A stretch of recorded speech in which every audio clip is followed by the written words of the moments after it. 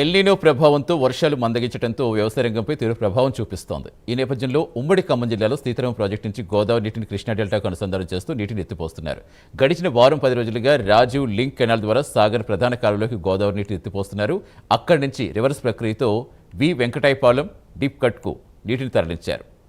మంచుకొండ లిఫ్ట్కు, ఆ తర్వాత ఖమ్మం మున్నేరుకు గోదావరి నీటిని తరలించి సాగు ఉపయోగపడే విధంగా అధికారులు ప్రణాళిక సిద్ధం చేస్తారు. ఇక గోదావరి నీటిని ఖమ్మం జిల్లాకు తరలింపుపై వి వెంకటాయపాలెం నుంచి మరింత సమాచారం మా కరెస్పాండెంట్ రజనీకాంత్ అందిస్తారు.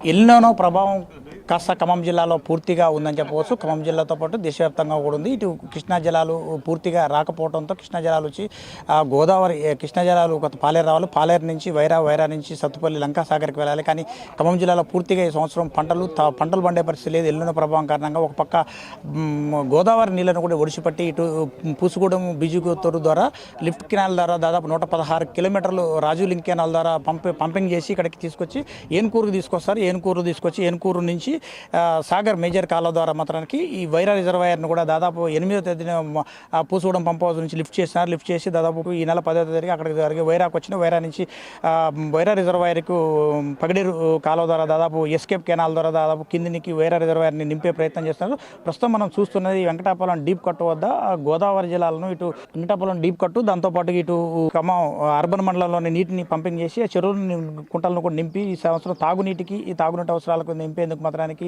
ఇరిగేషన్ శాఖ అధికారులు ఇటు తుమ్మల నాగేశ్వరరావు కూడా ప్రత్యేక చొరవ చూపించారని చెప్పవచ్చు. దాదాపు ఈ వెంకటాపురం డీప్ కట్ వద్ద నీటిని పరిశీలించవచ్చు.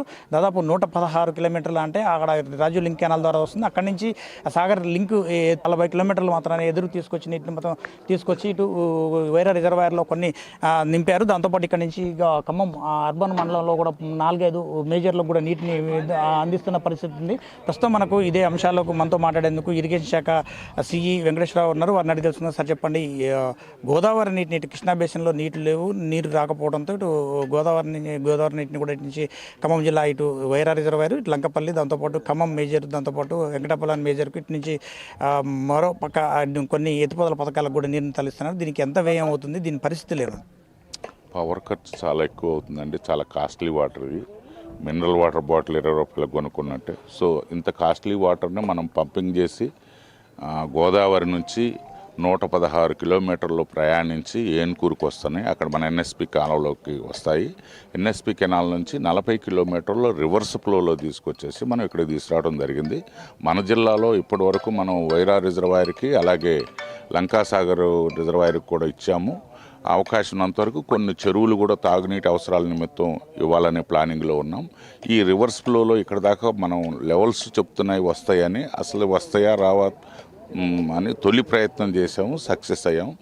సో వీటిని ఓన్లీ తాగునీటి అవసరాలకి మాత్రమే వినియోగించాలని రైతు సోదరులను కోరుకుంటున్నాం. మరోపక్క వ్యవసాయదారులు చాలా చోట్ల కూడా నార్లు పోశారు. మరోపక్క ఆరుతడి పంటలు ఏమని మీరు అధికారులు చెప్తున్నారు, జిల్లా కలెక్టర్ కానీ మంత్రి కూడా తుమ్మల నాగేశ్వరరావు గారు చెప్తున్నారు.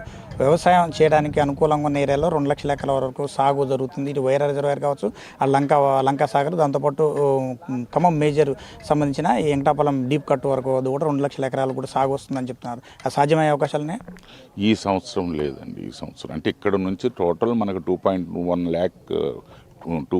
lakh ఎకర్స్ మనం ఇక్కడ నుంచి సాగులోకి తీసుకురావచ్చు.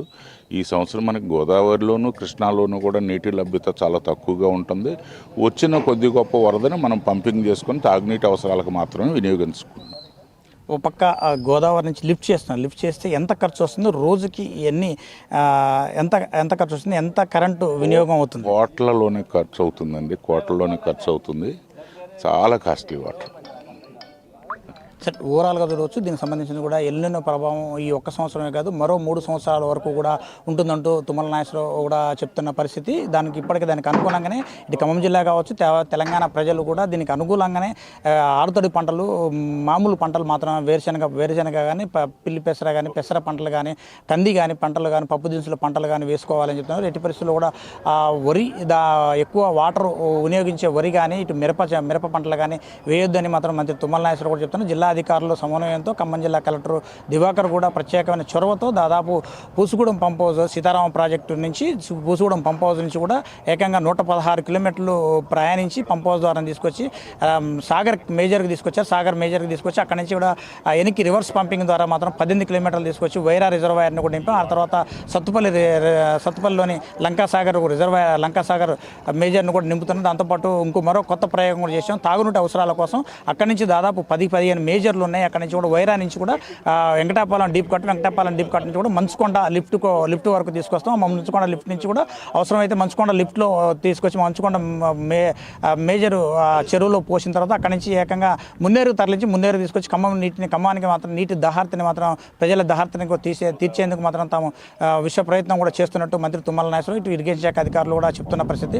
ఓవరాల్గా దీనికి సంబంధించి కూడా ఈ రాబోయే 3 సంవత్సరాల వరకు మాత్రం ఎల్నినో ప్రభావం సూపర్ ఎల్నినో ప్రభావం తీవ్రంగా ఉంటుంది. ఆరుతడి పంటలు మాత్రం వేసుకోవాలంటారు. వాటర్ మాత్రం సమృద్ధిగా ఉండవు. ఎట్టి పరిస్థితుల్లో వీటన్నిటికీ పశువులకు కానీ మనుషులు బతకడం కోసం మాత్రం వాటిని వినియోగించుకోవాలంటూ మాత్రం అధికారంగా కూడా పూర్తిగా చెప్తున్నారు. ఇది ఖమ్మం జిల్లా తాజా పరిస్థితి. Nageswararao, Rajinikanth, prime minister, Venkatapalem.